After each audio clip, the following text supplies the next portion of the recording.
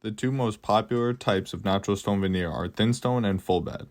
The major differences between them are the thickness, full bed is split and not sawn, and the weight of the pieces. Their similarities are both are natural stone products, both are available in similar patterns, and both can be used for the same projects. Full bed veneer is split approximately 3 to 5 inches thick, while thinstone veneer is sawn to 1 inch thick with a 1/4 inch tolerance and then palletized by the layer.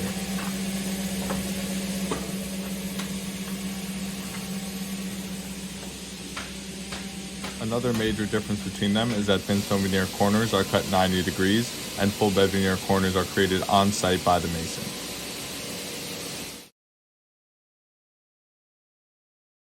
There are similarities and differences between the way that both veneer types are packaged as well. The full bed veneer is palletized piece by piece and then sold by the weight. Here you can see two palletizers putting each piece on a pallet one at a time, and then they'll wrap it at the end.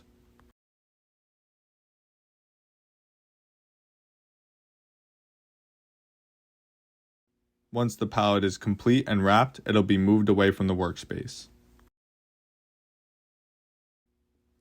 Thinstone veneer is also palletized by the layer, but each layer of 9 square feet is separated by black felt. Here, each pallet is an increment of 9 square feet.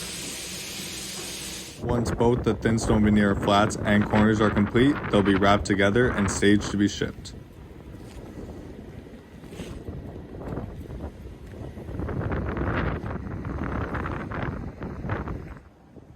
On each full bed pallet label, you'll find the collection, the pattern, the authorized dealer name, and the weight of the pallet.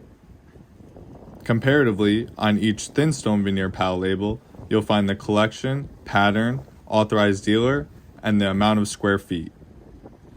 Here you can see this pallet is 108 square feet. Can you tell which veneer type these projects used?